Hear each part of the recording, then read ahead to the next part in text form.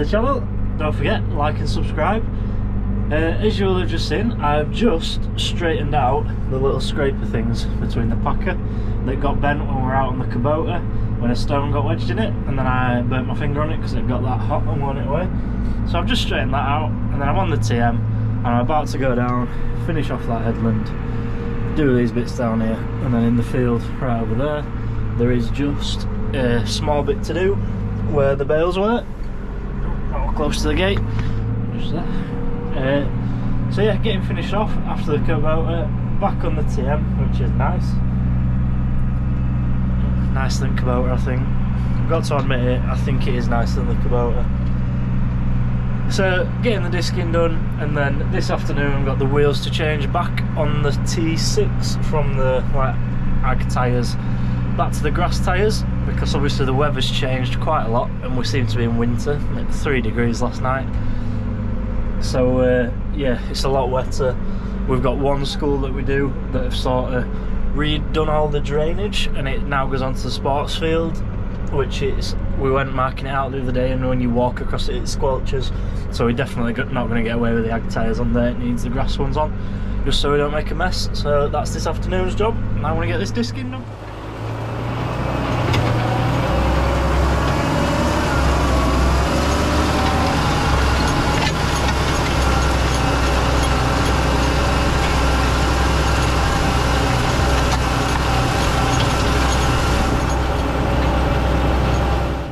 So as you could see there, the discs are actually going in a bit deeper, so I've had to just lift them out a little bit, just because of the moisture we've had with all the rain we've had over the last week, which has been really good for the rape. The rape's looking really well. I think you'll have seen that in the last video. And it means that all land work gets a lot easier.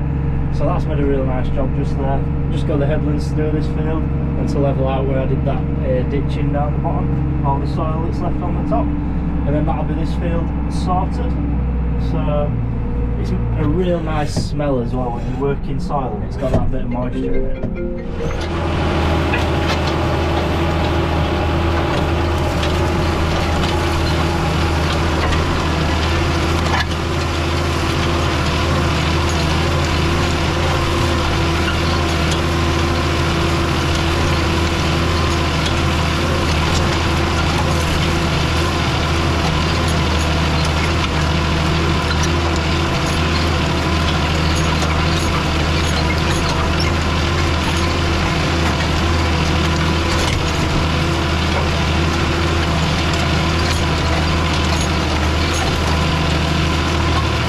Just brought the disc back into this field to chop up what I dug out of this ditch yesterday. This is the other bit that I didn't show on camera. So I just took this corner out because all the silt had run down into this corner and that was nearly full there. So I took this out a bit and took it out just down there. And it has actually run last night, you can see it's washed it through a bit. So at least that's working better now, and I'll show you up there when I get up there. You can see a lot of soil came out of this bit, so just going a bit steadier over it so I'm not bouncing out of the seat. And just trying to work it in with the rest, which it is, to be fair. It will over time. I'll disc it a couple of times to level it out a bit better, and it should just even out eventually. But it shows how much silt and everything runs down the ditch and how much topsoil actually gets washed into there. And you can see all the rape there growing, see all the seams. But yeah, it shows how the topsoil washes into the ditches and blocks them all up, which didn't help at all last year. Maybe we should have done it last year and we wouldn't have been in as much of a mess. But look at the rain now, it looks really good. That's good news. But yeah, levelled off pretty nice. We'll have a look where the ditch has been running if I've levelled. So yeah, this is the other ditch that I cleaned out. You can see it's actually standing water at this end, but the issue I had is, so there's a drain there, you can just sort of see it in that edge. And that is so low that it means that the level has to be there at this end, which then it steps up into that concrete pipe, which is a pain because that's setting the level there, and that's why this area is silting up, because it steps up into that concrete bit. You see there's no water stood anywhere down there, so the levels are right, and it's just deep enough to get them drains. I'll show you on that one. Just nip along to it. There, look. So that's right in the bottom of the ditch, and it is just the right. So ideally, which we might look at doing, because we no longer use that bridge, we sold that to the golf club years ago, so we could take that concrete out, which would mean that it'd have a better flow all the way down, and it'd improve our drainage by a hell of a lot. So you see now I've dissed this twice as well, and it's worked in pretty nice. It's just a lot wetter, obviously with it coming out of the ditch. So Ellie's just riding to the jumps over there. So yeah, that's what I've got up to, and it's working obviously, there's water run down it. So good news, and the TM's looking a beast, and rusty. Dad's little fire might have just gotten a bit out of control and burnt the whole hill. Disking all done. Just gonna have a sort out in here, shift all this so T6 can sit in there, we can get the wheels changed. We are back to grass mode. Just gonna get my hands washed off and give windows a clean, because if it's sunny tomorrow and I'm out on that, I'll not be able to see much. Tractor's already now. Just thinking it's daft how we're so desperate for rain for the oilseed rape, but then there's other business, which is the grounds maintenance. We really don't want it to rain so the grass doesn't grow and we don't have to cut it as much. So we're always like working against ourselves with stuff like that. This is something we've never really shown, how this attaches. So we've got the hook on, that's locked in, pins in, and then PTO shaft goes on, which is just a shaft with a collar on it that makes it lock into place. That's all greased up.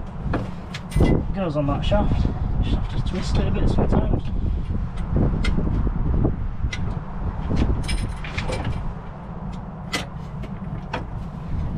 You pull the collar back like that, and then it slides on, clicks in like that. That's on. Secure. Drop the guard back down. Always put the chain on so the guard doesn't spin.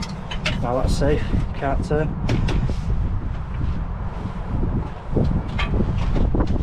And then hydraulic spools, they just go in the push-in plugs. And the lights. They're what we rewired not too long ago. Just give it a bit more slack. And then on this, it's got a string with a handle on it, and that, when I pull this string, it pulls that, which twists that, pushes them pins through to unlock it. Does the same as one on the back there. That pulls from that linkage. That unlocks it so it falls down, and it locks in when it's up so it's safe on the road. That's ready for my day tomorrow. I'm gonna get Dad's tractor ready for tomorrow now. Drop the discs off the TM, get the subsoiler on. He's gonna have a day subsoiling tomorrow, and get all the rest of the disking subsoiled, ready to. Good morning, I'm out now with the Trimax doing this field here, and to be honest, don't really need doing. I want to go around it and have a look at it all. I think the bottom pitch wants doing, but other than that, I think it's alright. So it might not be as long a day today as I thought.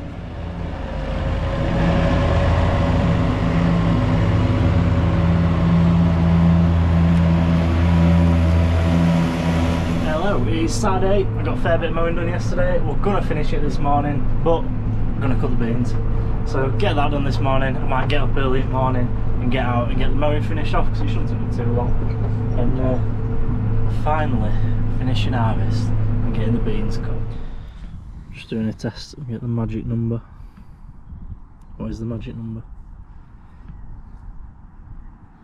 15.5. Let's have a look. I'm well into the beans now, nearly halfway through it, and doing a lot better than I expected, to be honest.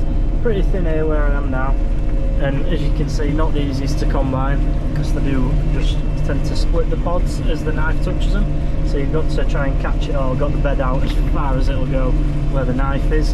Try and catch all the beans so they're going through, and then they're coming into the tank.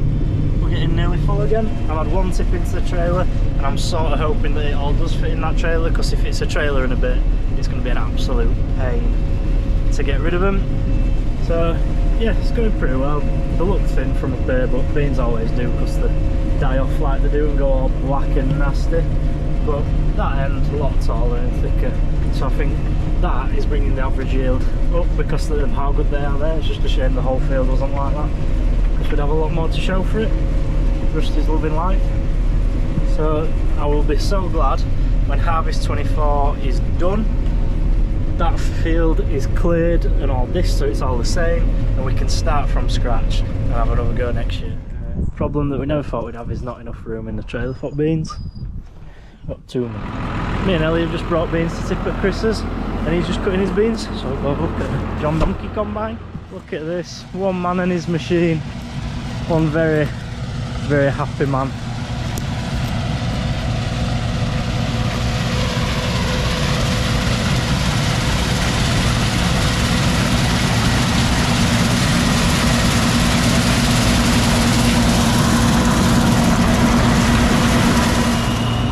He's back away now.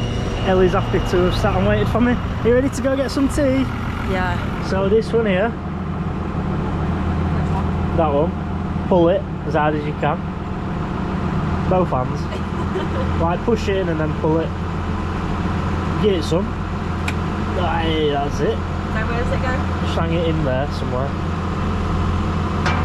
And then this one, it's got like a collar and you pull the collar back. That one? Yeah. Right on the end of it there's a collar that pulls back. You need both hands. Like push it in, pull the collar back. I am.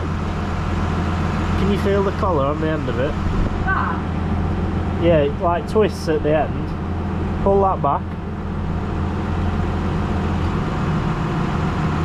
You're gonna have to go do it. We are done for today and that's it for this week. So hope you've enjoyed the video. Done a bit of everything. Don't forget to subscribe to the channel and give the video a little like. You're not looking.